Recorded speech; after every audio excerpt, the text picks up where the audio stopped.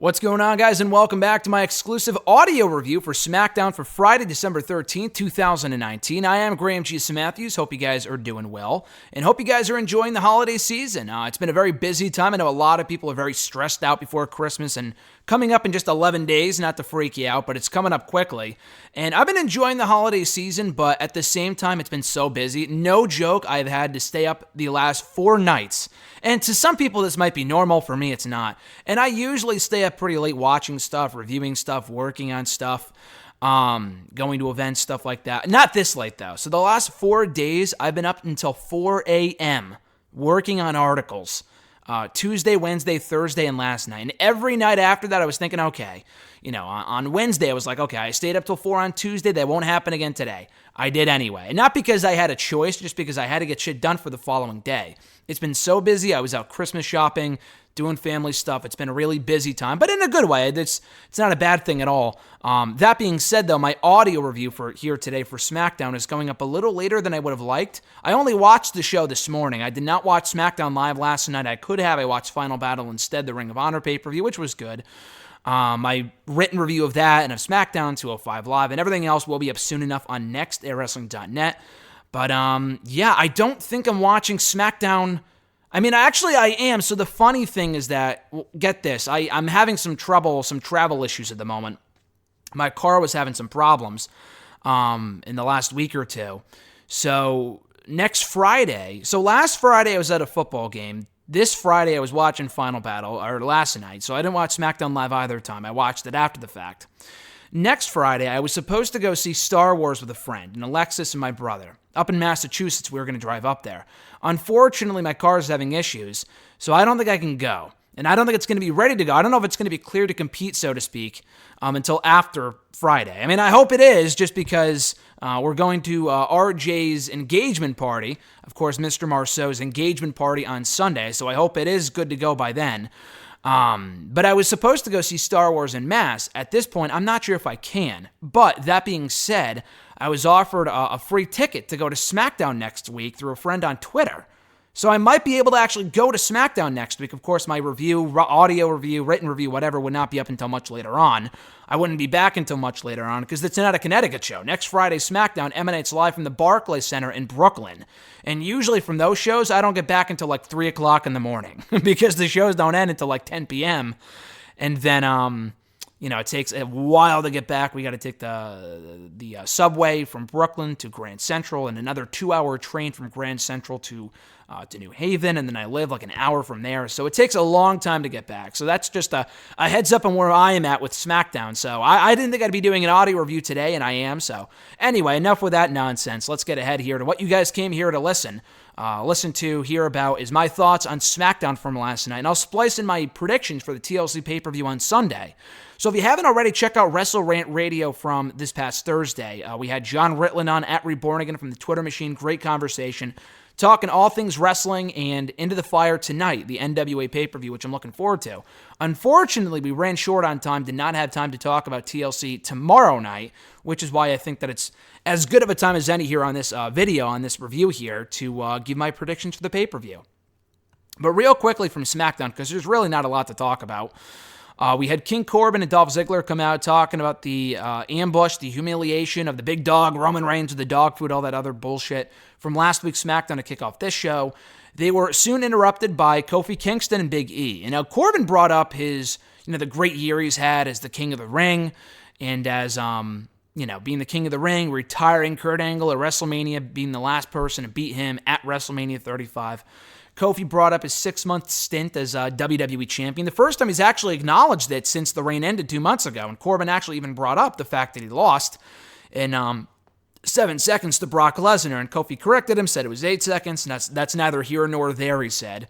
But it was encouraging to hear them acknowledge the fact that Kofi was a WWE champion for literally half of 2019. They've really just completely ignored it altogether since it ended 2 months ago. Now, it's not even like Brock's on the show, and if you bring it up, you kind of have to give him a rematch. Brock's not even on SmackDown anymore. So I'm not even really sure why they're not bringing it up. And it was cool to see Kofi back in the main event on SmackDown for the first time since then, I believe. But it just kind of reminds you, and the New Day is great, and I'm enjoying the tag team thing right now. but it just kind of reminds you of what could have been had they kept Kofi in the main event scene. Now, not to say SmackDown would be infinitely better than it is right now. Most weeks since they moved to Fox, and I wrote a whole article about this morning for Bleacher Report, the shows have been missable. And honestly, I really don't feel like I'm missing anything by not watching the shows live. And this episode is no exception, but I thought this exchange here was solid, set up the main event for later on in the night between Kofi and Baron Corbin. We had Alexa Bliss and Nikki Cross taking on and beating Fire and Desire, the duo of Mandy Rose and Sonya Deville. This big revenge match, as Mandy and Sonya have been embarrassing and humiliating, attempting to humiliate, tongue twister there, Nikki Cross and Alexa Bliss in recent weeks. It failed. They lost here in like 2 minutes, so it was hardly a match. The right winners, but it sucks to see what they're doing with Sonya and Mandy, because it really dawned on me in the last couple weeks that they've done completely nothing in 2019. They debuted on the main roster at the tail end of 2017, had a pretty good 2018. They were on Raw for a few months, got moved to SmackDown, did well over there.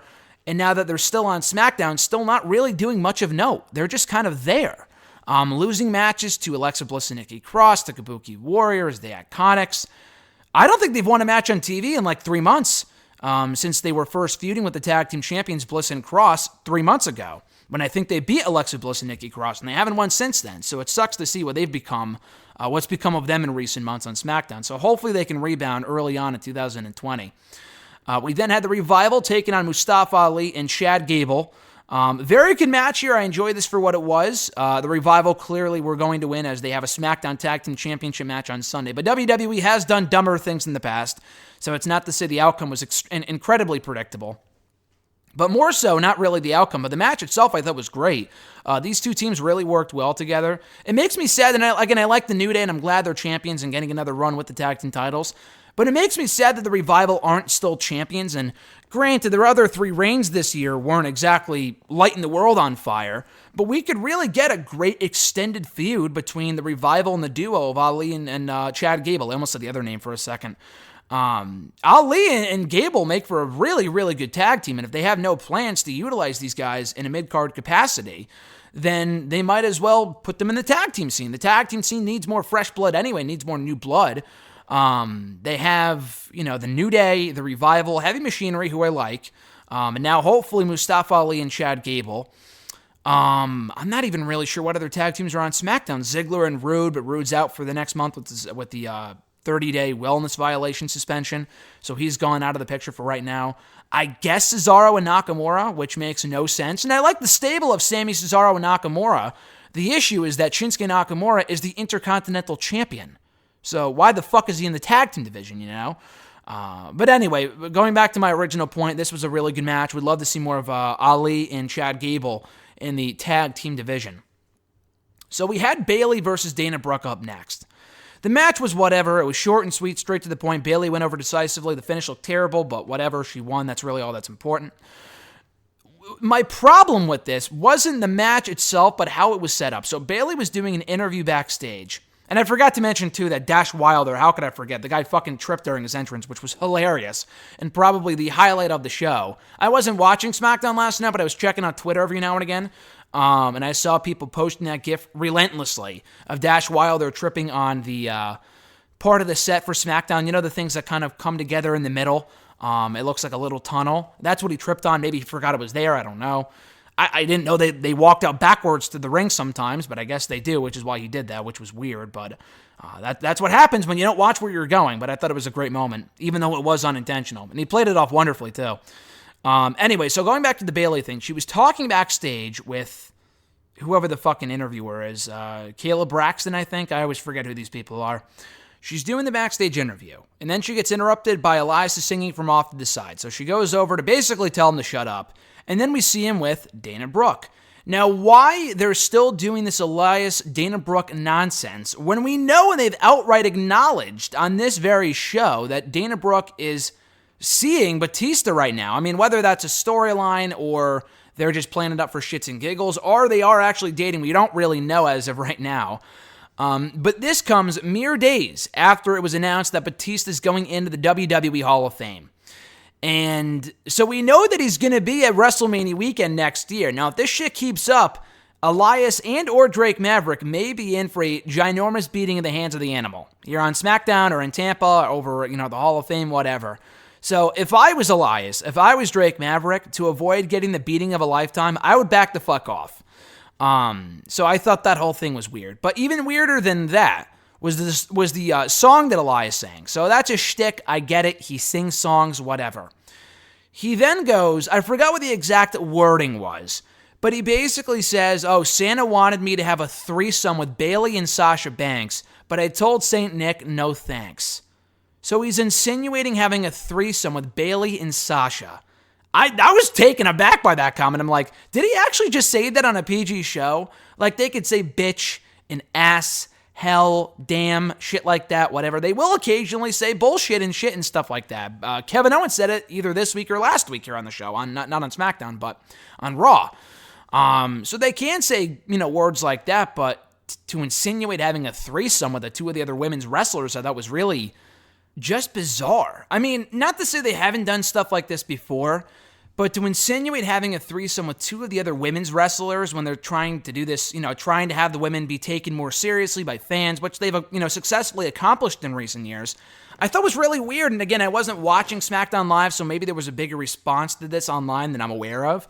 But I didn't really see many people talking about this online last night or in the subsequent hours that the show aired or whatever on Twitter and other websites that I read. I thought that was very strange.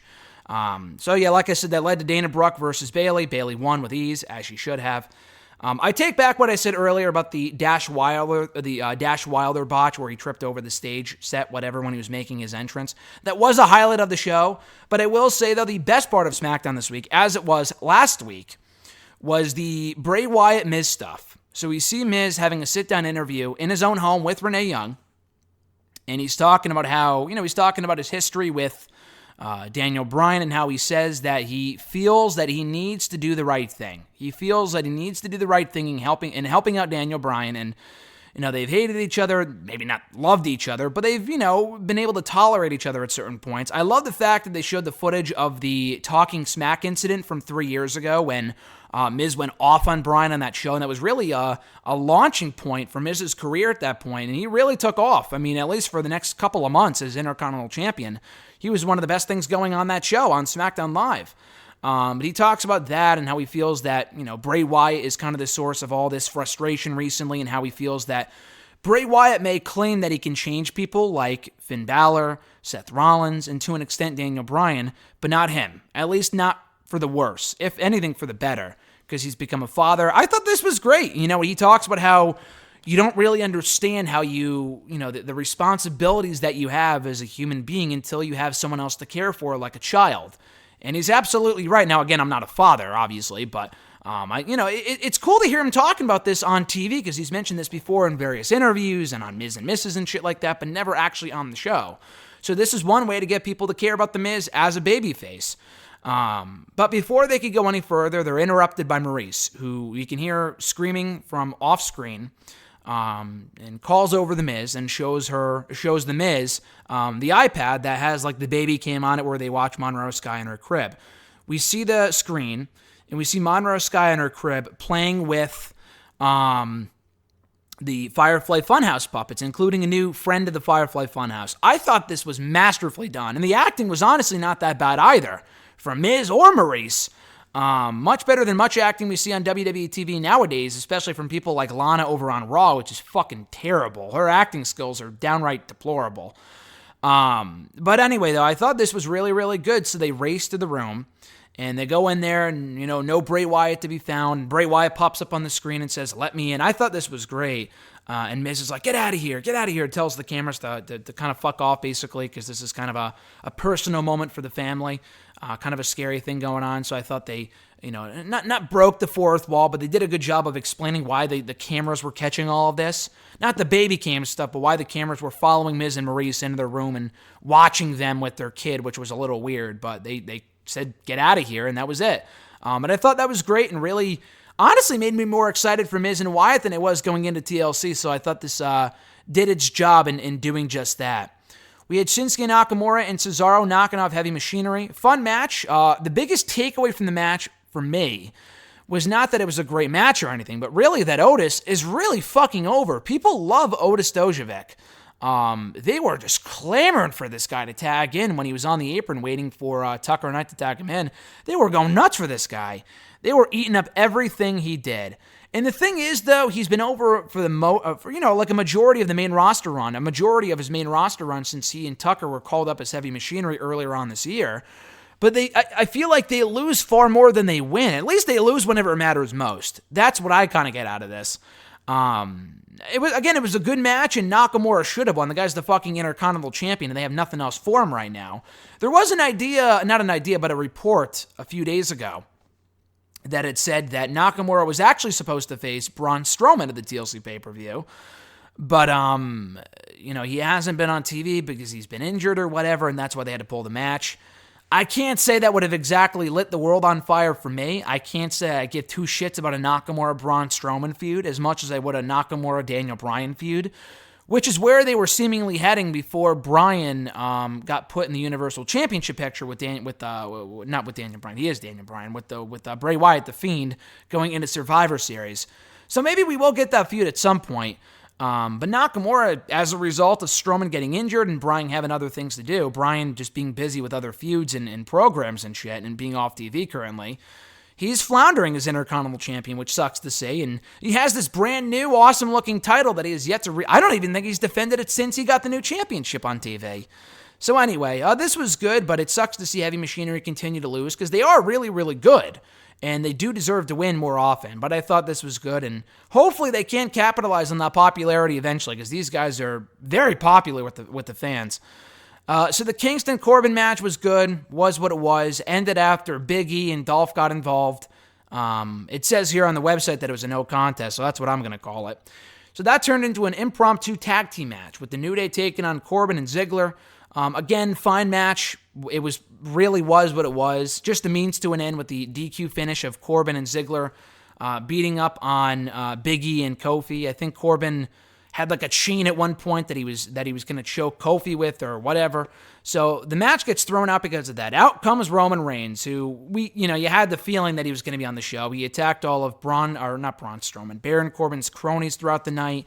The people that carry Corbin's thrown out to the ring. He laid out all of those people throughout the 2 hours of the show. He resurfaces here, lays out Corbin, lays out Ziggler, and then we end the show with him standing tall alongside the New Day. So that was it. Again, a decent show. Nothing great and nothing terrible. It was what it was. Aside from the Miz stuff, this really did not do much to get me more excited for the pay-per-view on Sunday. And a large part of that is because, they've just done a terrible job of making this pay-per-view matter. They did not start advertising matches for this show until last Friday. The pay-per-view is fucking tomorrow. That's ridiculous. Again, the Wyatt Miz stuff, great. Go out of your way to watch that. We had another Sheamus vignette, which was good. But there really was nothing must-see on SmackDown this week for like the third or fourth consecutive week. This was, the go-home show for Survivor Series was good, but the last three shows have been just, They feel really phoned in, to be honest with you. And I don't see it getting any better after TLC is over, and then we have a dead period before the Royal Rumble.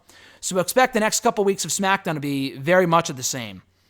So also here, like I said earlier, I will run down my predictions for the TLC pay-per-view on Sunday, and I have done in other platforms and articles for Bleacher Report, and I know I did it with Randy Cruz yesterday on the 2 out of 3 Falls podcast. I will run them down real quickly again here because I did not get to them on Wrestle Rant Radio on Thursday. But real quickly, though, for the WWE Raw Tag Team titles, we had the Viking Raiders issuing an open challenge we found out on Backstage on Tuesday. Eric and I are defending their tag team titles. They've been completely devoid of competition on Raw over the last 2 months, and I thought it was a cool moment when they won the tag team titles. They have done nothing with those championships since then. They had a successful title defense against Street Profits on Raw this week, and it was a fun match, but it was over in 3 fucking minutes, which I thought was a mistake. But it was good. I'm not sure who can answer it here. I'm expecting the OC. I'm going the most predictable, the most predictable scenario possible here. Just because I got my hopes up when we had the Viking Raiders OC match actually a couple months ago at Hell in the Cell, and their partner was none other than Braun fucking Strowman. So I'm not going to get my hopes up. I don't think it's going to be like the Miz and Morrison or some shit. I mean, Miz is obviously wrestling on the show anyway, and Miz is on SmackDown, so it doesn't even matter. I know people are expecting the Usos, a lot of hope for the Usos we've not seen on Raw since August, I believe. We talked about that on Wrestle Rant Radio on Thursday. I don't think it's going to be the Usos. I'm not sure what's holding them back, but they could come back and it would be cool. I don't think they are. AOP is another possibility. I would hold off on that, honestly. I think a Viking Raiders AOP feud would be a lot of fun if booked the right way and the matches are given time. I wouldn't hotshot that here. But interestingly enough, no tag team has exceeded 3 months, at least 3 months, probably more like 2, as Raw Tag Team Champions in the last number of years. I don't think any team has held those tag team titles for more than 100 days since the New Day dropped them 3 years ago. Isn't that crazy? Like Rude and Ziggler held the belts for a month. Strowman and Rollins held the belts for a month. The OC held the belts for a month. Before them was the Revival held the belts for 2 months. Hawkins and Ryder held the belts for 2 months. Before them, the Revival held the belts for 2 months. Rude and Gable held the belt for 2 months. So you see what I'm getting at here. The Viking Raiders, if they can win here, maybe they will break that streak finally and held the championships. Will have held the championships for over 100 days by the time 2020 rolls around. I hope and I think they will.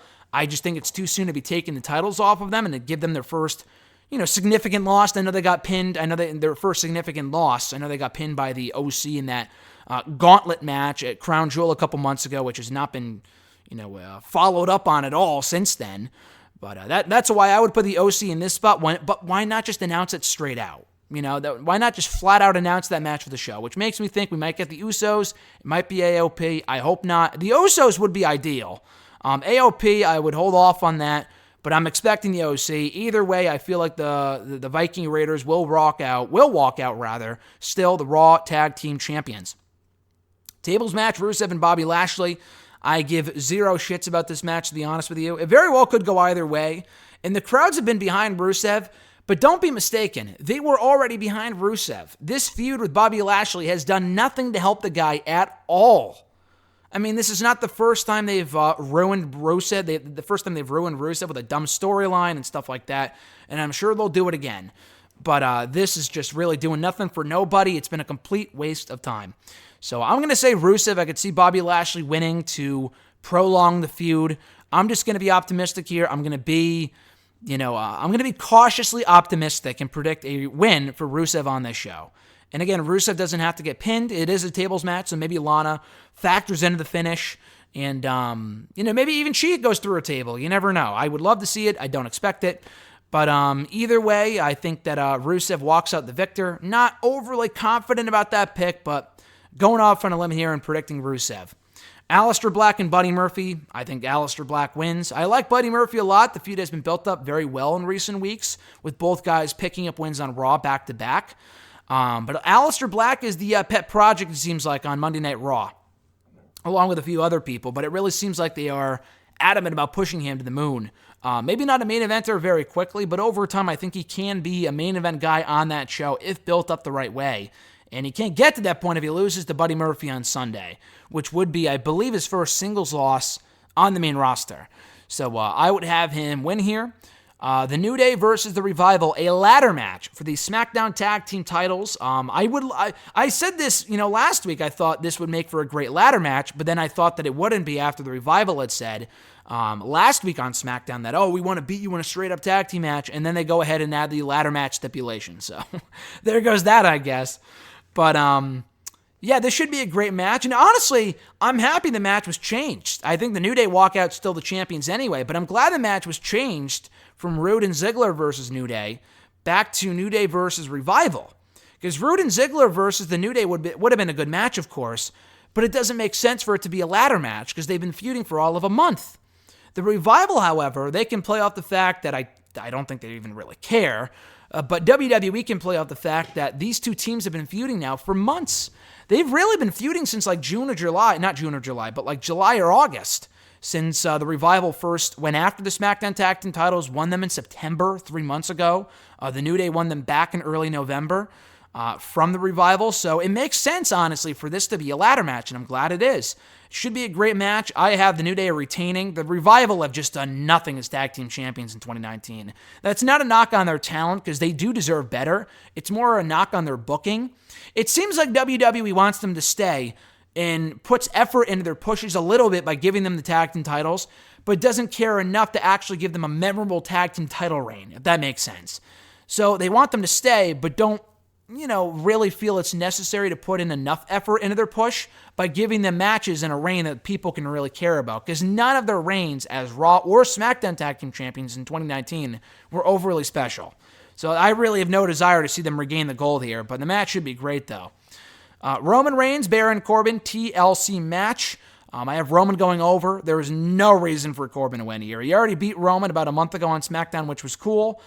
Blow this thing off, have Roman win, and move the fuck on, because this has been absolutely terrible. The less said about this, the better. Moving on here to Bray Wyatt versus The Miz. Again, probably one of the better built matches on the entire show, and it's not for the Universal Championship. It is the Firefly Funhouse version of Bray Wyatt, apparently, taking on The Miz here, which has led a lot of people to believe that The Miz is going to win. Now, I wouldn't go that far. There is more of a chance that he's going to win. I don't think he will. I mean, I could see that scenario playing out where maybe Bryan helps, The Miz beat Bray Wyatt, this version of Bray Wyatt. It wouldn't hurt Wyatt. Yeah, he's the Universal Champion, but, it's not The Fiend. They had to protect The Fiend. There's no reason for The Fiend to lose right now. So I would have The Miz lose. I wouldn't have an issue with him winning, but I just don't really see why it would be necessary. Now, I could see them doing something where it's Miz, Wyatt, and Bryan at the Royal Rumble, and the only way to get there is by having The Miz beat Bray Wyatt here, because it would make no sense for Bray Wyatt to beat Miz and then to give Miz another title shot at the Royal Rumble against The Fiend when he couldn't even beat this version of Bray Wyatt. So again, I've already stuck with Wyatt, so I'm going to stay Wyatt. But I could see The Miz winning. But I will stick with my original prediction of Bray Wyatt winning and decimating The Miz. And there's no Daniel Bryan on the show either. So I don't predict Daniel Bryan will show up here. I think they'll hold off on bringing him back until either next week's SmackDown or soon after that. Then we close off here with what I think should be the main event. The Kabuki Warriors versus Becky Lynch and Charlotte Flair in a TLC match for the WWE Women's Tag Team titles. It should be the main event. I mean, the Roman Corbin match has nothing on the line. Who gives a fuck? It makes more sense because the feud's gone on longer, and this match really kind of came out of nowhere. But it will be the better match. People care more about this match than Corbin and Reigns, I would assume. There is something on the line. It just makes more sense. And I know the women main evented Survivor Series, but there's nothing saying that we can't have back-to-back women's pay-per-view main events. And I think this would make for a great main event, especially after Charlotte, Becky, and Asuka main evented the show last year in a triple threat TLC match, and it was a great match. Now you throw Kairi Sane into the mix, and you have the first ever women's tag team TLC match. So this should be great. I have the Kabuki Warriors winning, but again, I could see a scenario where Becky and Charlotte win just because it would be weird for them to close off the show with the heels winning and Becky and Charlotte losing unless there's some sort of a twist. I don't want to see Charlotte turn on Becky. That would be so fucking predictable. We've seen that so many goddamn times now. What I think should happen here is Asuka, costing Becky Lynch the win. Doing something to cost Becky Lynch the win. Kairi Sane retrieves the tag team titles for her and Asuka, and that leads to Asuka versus Becky at the Royal Rumble where Becky Lynch wins. So if you have the Kabuki Warriors win here, there's more of a chance we get Asuka and Becky at the Royal Rumble, because Becky's still the Raw Women's Champion. If Becky and Charlotte win here, why the fuck would I want to see Becky and Asuka at the Royal Rumble? It would make no sense if she loses here and then goes for her other championship. That would make no sense. So I'm going to say the Kabuki Warriors. I could see them wanting to end the show on a high note, figuratively and literally with it being a TLC match. But I would keep the belts on the Kabuki Warriors personally. I see no real reason to change the championships.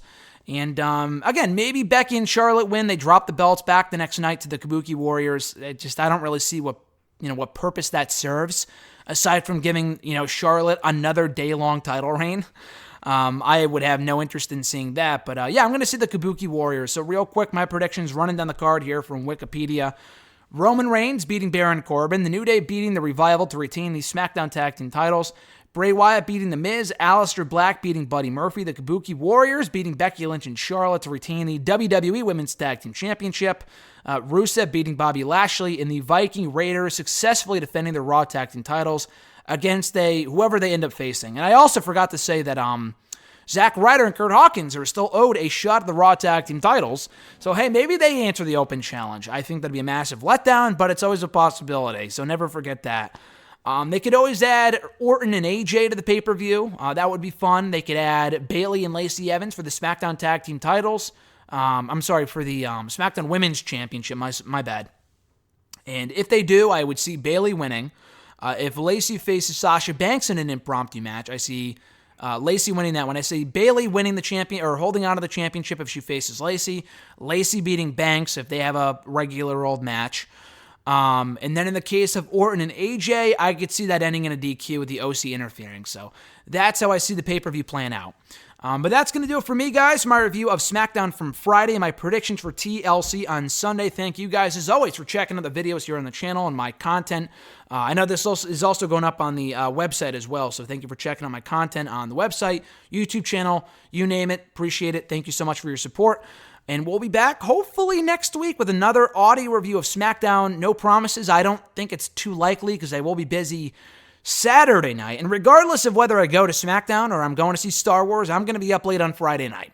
So I'm not sure what the chances are of me reviewing SmackDown here next Saturday. And in that case, guys, have a great rest of your holiday season.